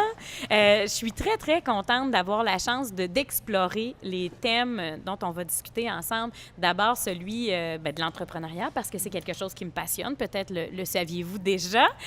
Mais aussi le fameux Fab Lab, tout ce qui est ici, bientôt naîtra dans ce lieu un Digilab. Moi, je pense que les gens ont encore besoin d'en entendre un petit peu parler. Qu'est-ce que c'est? Ça amène quoi dans une communauté? Pourquoi, en entrepreneuriat, on a envie de faire un lieu physique où on va venir inviter les entrepreneurs à créer? Mais d'abord, j'aimerais que vous puissiez vous présenter un petit peu plus, mesdames, savoir à qui nous avons honneur, parce que coordonnatrice du centre du Carrefour Entrepreneuriat et d'Innovation de l'UQTR, c'est quand même assez récent comme Carrefour d'entrepreneuriat. Oui. En fait, on l'a inauguré officiellement le 18 mars dernier. En 2019? En 2019, mais c'était actif depuis octobre. On avait des activités là, qui roulaient. Mm-hmm. Et c'est un carrefour d'entrepreneuriat pour permettre aux étudiants de l'UQTR de baigner dans l'entrepreneuriat. C'est un carrefour pour soutenir l'entrepreneuriat qui émerge à l'UQTR. Exactement. C'est pour les soutenir, mais aussi faire connaître l'entrepreneuriat. Oui. Et c'est de les accompagner, les outiller afin d'augmenter leur sentiment de compétence pour peut-être éventuellement partir une entreprise. Mm-hmm. Mais que ce soit de l'entrepreneuriat, autant chez les étudiants qui sont dans des associations étudiantes qui veulent lever des projets, que ce soit devenir travailleur autonome, que ce soit démarrer une entreprise. Fait que c'est vraiment toute forme d'entrepreneuriat, mais également de sortir les projets qui se passent dans les labos, tant technologiques que scientifiques. Ah, c'est un petit peu ce dont on discutait juste avant, hein, qu'on disait, il y a des projets, il y a des recherches, il y a des chercheurs qui font des choses extraordinaires, comment faire le pont pour les faire connaître et aussi de permettre à ces idées de recherche-là d'être exploitées peut-être sur le terrain dans une entreprise ou pour que les innovations puissent émerger. Très intéressant. Beau défi pour toi? Oui, c'est un très beau défi. Oui, hein? Quand même. Aussi de connecter tout ça avec le milieu, ça reste que c'est du partenariat, du réseautage aussi pour que ces projets-là soutenus à l'UQTR puissent émerger dans notre communauté. Oui, on a plusieurs partenaires là, avec qui on fait affaire, dont le DigiHub, Open Trois-Rivières, la zone entrepreneuriale, avec le pôle d'économie sociale. Fait qu'on est tous avec ces partenaires-là là, afin de faire vraiment émerger là, des beaux projets. Il y en a plusieurs qui vont démarrer justement à l'automne, que je ne parlerai pas aujourd'hui, mais qu'on va pouvoir annoncer prochainement. Oui. Vous êtes aussi dans les startups. Hein? Vous allez participer à des événements, peut-être pour, encore une fois, faire connaître le milieu de l'entrepreneuriat à vos étudiants. Oui, sans le risque, des fois, qui est associé au démarrage. Donc, on a organisé un start-up à Trois-Rivières, mais on était aussi partenaire là, pour le start-up Shawinigan. Mm-hmm. Ça permet vraiment aux étudiants, mais c'est aussi à toute la communauté là, de découvrir un peu l'entrepreneuriat. Sans, c'est ça, comme je disais, le risque qui est associé, de le faire découvrir en 54 heures. C'est vraiment très intéressant. Oui, vraiment. C'est incroyable tout ce qui sort d'un Startup Weekend. Hein? Oui, les idées, tout ça. Mais justement, de la dernière édition, puis celle de Shawinigan aussi, là, l'équipe gagnante, là, ils ont vraiment intérêt à pousser, développer leur projet là, pour créer une entreprise. Génial. Et tout à l'heure, on parlait de ces fameux chercheurs qui sont à l'UQTR, entre autres, notamment à l'UQTR, et qui travaillent sur des idées innovantes, qui poussent ou qui font de la recherche et qu'on a envie de connaître encore plus. Et là, bien, on a la chance d'en avoir une chercheure sur notre plateau. Merci d'être là. Merci de venir nous partager ce que vous faites. En fait, vous êtes professeur à l'école. Puis ça, je trouvais ça intéressant. C'est qu'à l'université, on dit une école de gestion. Vous êtes professeur à l'école de gestion de l'UQTR. Exactement. Oui. Moi, je suis arrivée depuis 4 ans à l'UQTR. Juste, s'il vous plaît. Je suis arrivée depuis 4 ans à l'UQTR. Et je suis professeure en entrepreneuriat. La majorité de mes cours sont en entrepreneuriat, innovation, créativité. Donc j'encourage les étudiants à être innovants, créatifs et entreprenants. Et on travaille, moi je suis dans le comité d'organisation du Carrefour. De gestion, pardon.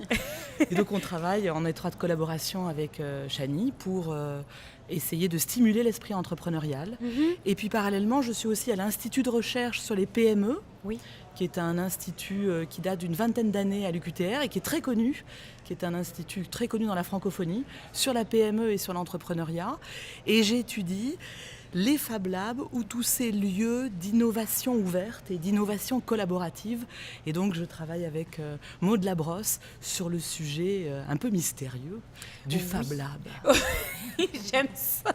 Un peu mystérieux du Fab Lab. C'est vrai quand même qu'il y a quelque chose d'un petit peu mystérieux parce que ça aurait pu s'appeler, on va se le dire comme ça, là, mais ça aurait pu s'appeler lieu de création pour entrepreneurs qui ont envie de tester ou d'innover des... Hein? Je trouve que Fab Lab, ça fait... Il y a un petit wow là-dedans, là, un petit plus. C'est pas simple. C'est pas juste une petite boîte dans laquelle tu rentres puis tu crées. Me suivez-vous? Oui. C'est ça, hein? Mais en fait, Fab Lab, c'est la contraction de deux mots, laboratoire et fabrication, mais qui est en anglais. C'est une appellation. C'est une appellation aussi qui est contrôlée. N'est pas Fab Lab qui veut. OK. Il y a certaines règles à respecter au niveau d'ouverture au public, etc.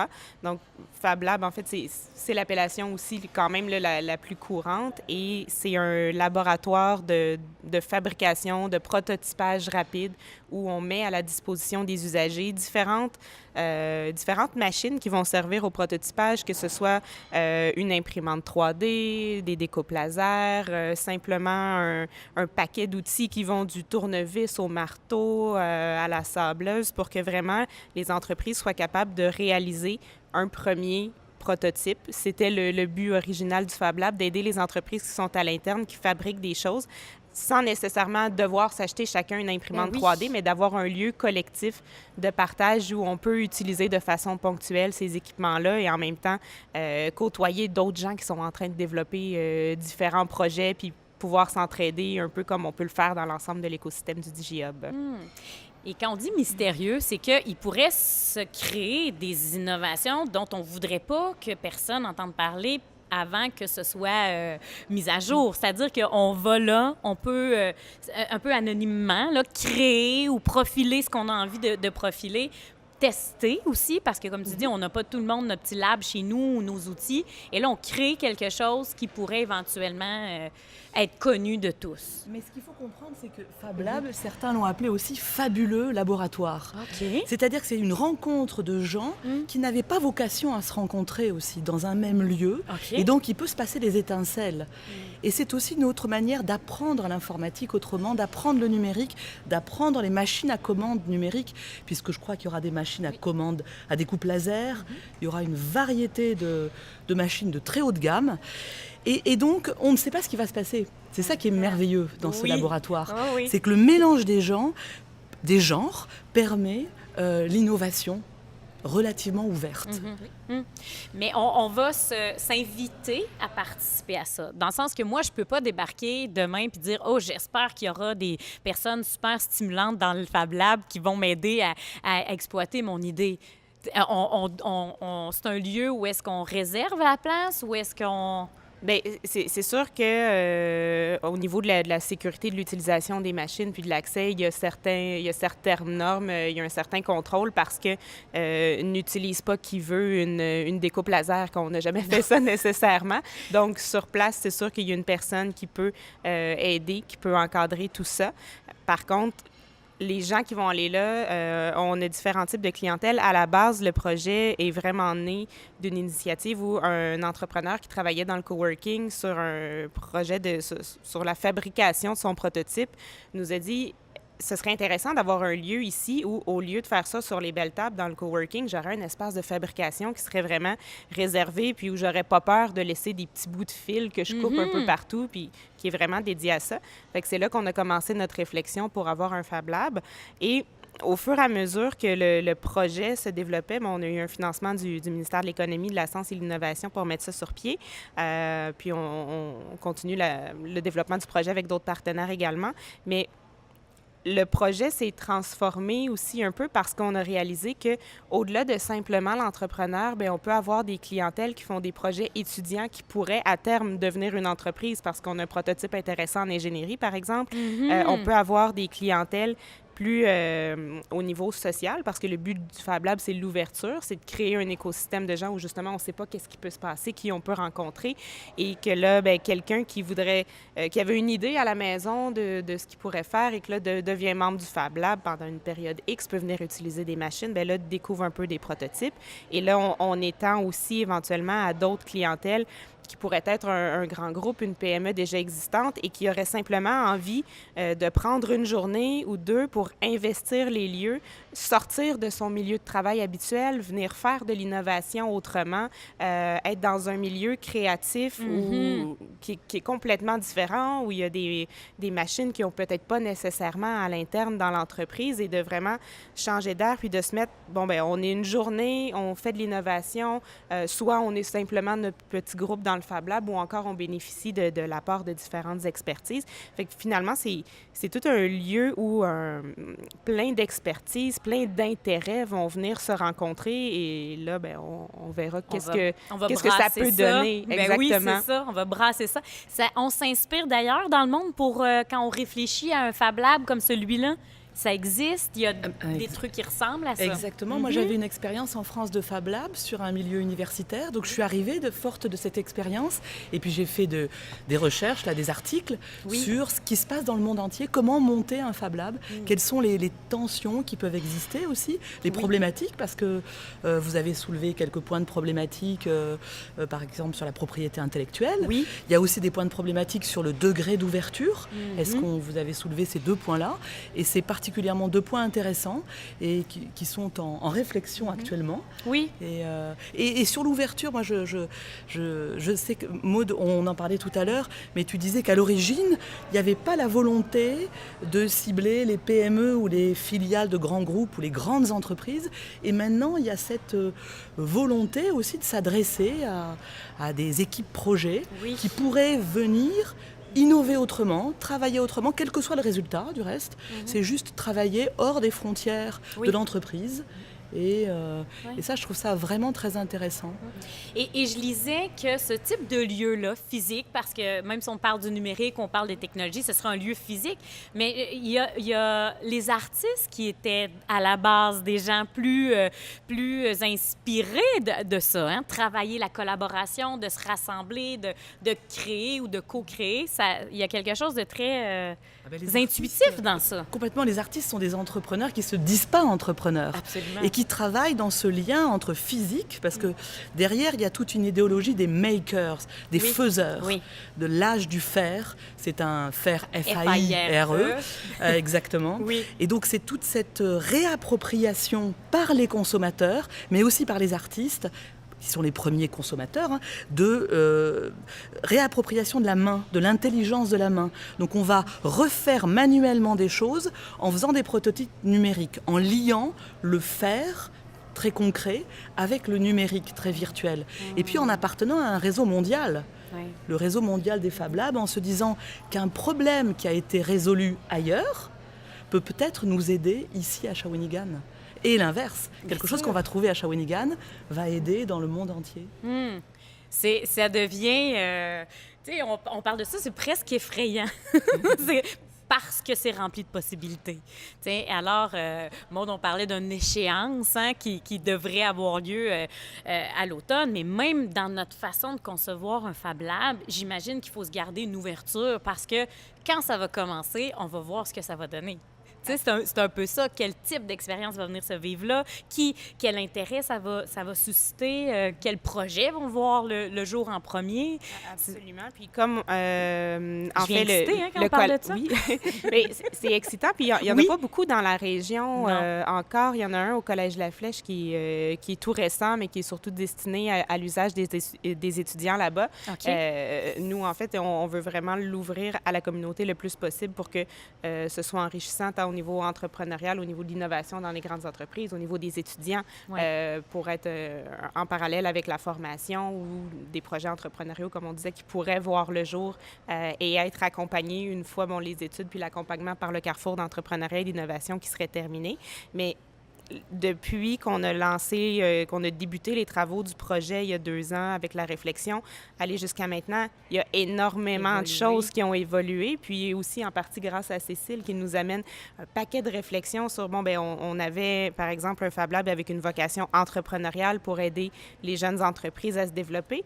Mais par la bande, avec ce qu'on veut faire, on a une dimension sociale aussi d'inclusion puis de faire cohabiter tout le monde. Comment est-ce qu'on est capable de répondre à toutes ces clientèles-là d'une façon pour satisfaire tout le monde, mais qu'il y ait un tout cohérent, qu'on fasse pas tout et n'importe quoi non plus. Oui. Donc, c'est sûr qu'une fois que le Fab Lab va être ouvert plus tard à l'automne, il va falloir toujours se garder une ouverture pour évoluer en fonction des projets qui vont être développés, en fonction des gens qui nous approchent aussi pour faire des projets dans le Fab Lab, parce que il y a des exemples de projets qu'on a déjà en tête, mais on n'est vraiment pas rendu là. Mais par exemple, de prendre des clientèles autistes qui eux ont un esprit analytique de recherche, de concentration extrêmement poussé. Comment est-ce qu'on peut mettre à profit des jeunes dans un environnement comme celui-là? Ça ne sera pas la première phase, mais on ne sait pas quel genre de projet pilote pourrait voir le jour dans le Fab Lab. Et là, si on a un projet comme ça, comment on le fait cohabiter avec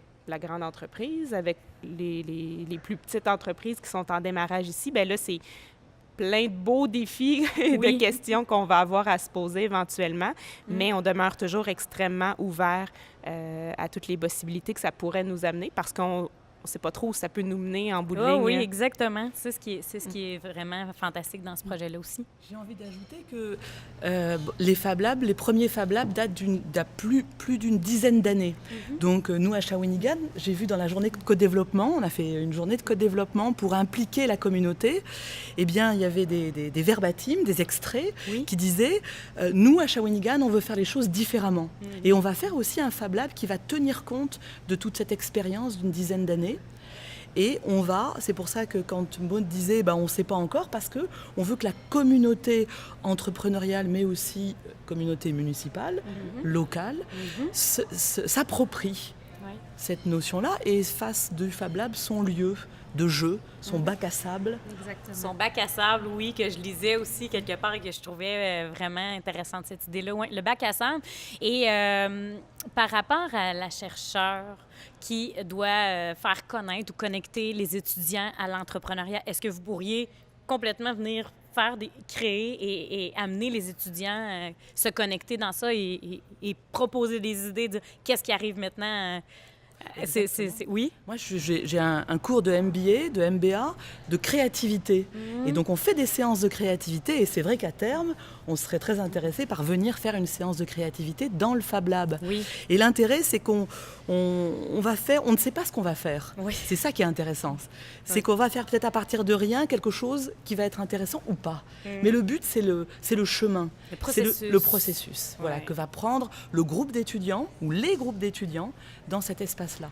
Donc, bien sûr, à l'université, on va, j'espère bien, s'approprier, mais c'est dans les tiroirs, de s'approprier ce lieu. C'est un artiste qui est dans l'école de mon fils présentement. Comme je disais, il va à une école alternative et ils sont en train de créer des chansons. Et l'artiste est là, puis moi, j'ai accompagné quelquefois la classe et l'artiste, à plusieurs reprises, il disait « On ne sait pas où est-ce qu'on s'en va, mais on va y arriver. » Et chaque fois que j'entendais la phrase, je me disais « Oh, moi, j'aime ça, j'aime ça. » Tu vois qu'il y a une structure dans tout ça, mais qu'à quelque part, on laisse place à ce qui peut se produire à partir du moment où on prend un chemin. Là. Il y a quelque chose de vraiment intéressant. Et les universitaires, présentement, à qui on parle d'entrepreneuriat, tout ça, est-ce qu'ils sont de plus en plus intéressés à l'entrepreneuriat? Est-ce que tu as eu l'occasion de tester ou d'évaluer ça? Parce que je me rappelle, il n'y a pas si longtemps, on allait à l'université et moi, je faisais la tournée des classes, on demandait qui a envie de devenir entrepreneur ou à qui l'idée d'être entrepreneur est intéressante. Puis, c'était pas encore si naturel que ça. Est-ce que là, on le voit de plus en plus avec un carrefour d'entrepreneuriat et d'innovation? J'imagine que c'est le but aussi, hein?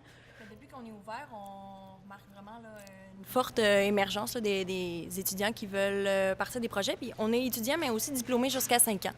Donc, c'est important de le mentionner, étant donné que quand tu gradues, c'est pas fini l'accompagnement qu'on peut offrir. Les étudiants, en ce moment, ils ont le goût de changer le monde. On le voit un peu. Fait que les projets qui nous amènent, mais c'est beaucoup des projets soit d'économie circulaire ou qui c'est bon pour le développement durable, c'est bon pour... Le volet social. Le volet social oui, aussi. créer beaucoup, de la valeur.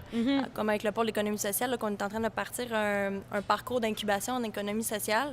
Donc ça aussi, ça va permettre de faire développer beaucoup de projets dans ce sens-là. On a déjà beaucoup d'étudiants qui vont embarquer dans ce projet-là. Mais c'est ça aussi, surtout la grosse. Puis j'ai 50 de mes étudiants en ce moment en accompagnement qui sont en sciences et génie. Fait que ça... C'est des futurs clients pour le Fab Lab. Bon? Bien, c'est aussi ça. Tu vois, c'est une question que j'avais. Je me disais, l'école de gestion touche-t-elle davantage à des sciences ou des programmes particuliers, par exemple? Mais j'ai ma réponse, c'est ça? Oui. C'est surtout en administration. C'est surtout en administration. On regarde en ce moment avec le décanat des études et Cécile pour partir un profil entrepreneurial. Oui. Donc, tous les étudiants de tous les départements vont pouvoir s'inscrire avec un profil entrepreneurial. Donc, les cours complémentaires seraient en lien avec leur domaine d'études en entrepreneuriat. Parce que c'est surtout eux, en ce moment, que je remarque qui viennent me rencontrer. C'est eux qui sentent un peu moins le sentiment de compétence, étant donné qu'ils n'ont pas la formation par rapport à l'entrepreneuriat. Et à la fin, ils pourraient graduer avec un profil entrepreneurial sur leur diplôme. Et rencontrer et faire du réseau, parce que l'idéal, c'est un profil d'ingénieur avec un profil de gestionnaire. Donc faire des équipes. Oui, des maillages, bien sûr. Exactement. Oui. Ouais, bien, vraiment, c'est une belle innovation, je trouve, du côté de l'UQTR, en fait, d'avoir mis ça en place, ce parcours-là. Et on le sait, hein, quand on est entrepreneur, on a besoin pas juste de l'apprendre dans les livres, mais on a besoin de le vivre. Et c'est un peu ce que j'imagine qu'on met en place avec le Fab Lab, avec cette nouvelle façon d'expérimenter et tout ça. Bien, bravo! Je le vois, moi, dans ma tête, le Fab Lab. Là. J'ai hâte qu'il se mette en place. Toi aussi, j'imagine, Maude, que tu dois le voir. Oui, hein? Et là, bien, on est dans le centre d'entrepreneuriat et ce sera au rez-de-chaussée que le Fab Lab va naître. On l'appelle le DigiLab. Oui.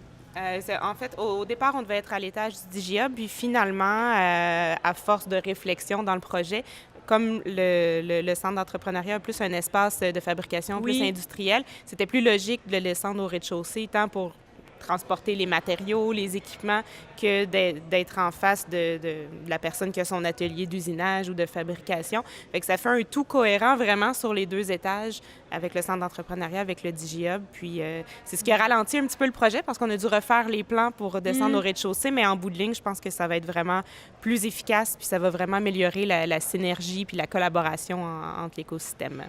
C'est ça aussi quand on est créatif. Hein? Des fois, il faut repousser nos échéances, il faut être flexible, souple. Et je pense que vous faites preuve de ça ici au DigiHub. Mais on voit que tout est en train de se mettre en place. Alors, merci beaucoup d'être venu aborder ce sujet-là avec nous. Très intéressant, fascinant. Et on a bien hâte de voir ce que ça peut générer ici dans ce super beau lieu-là pour ça. Merci les filles. Merci beaucoup.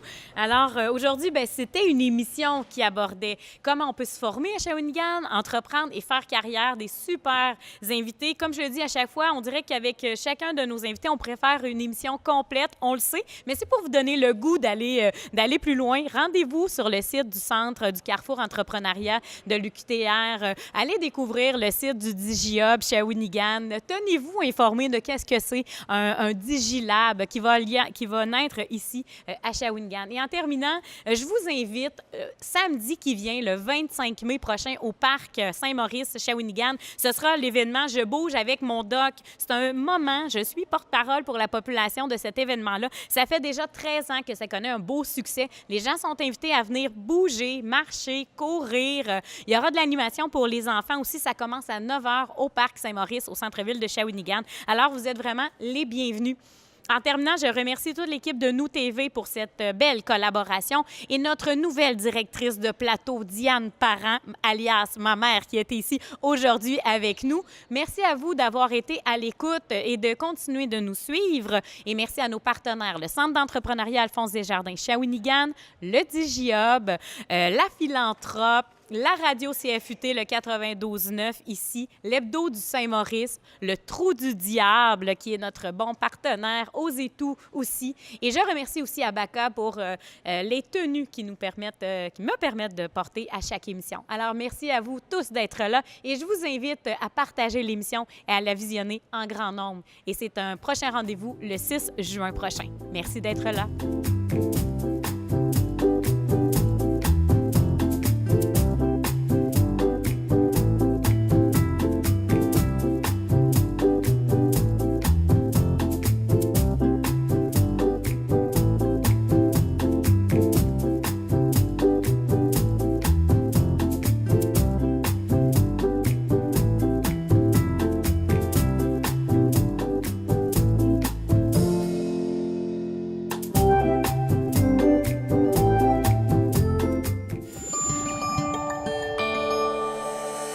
Nous TV, fiers de faire rayonner notre communauté.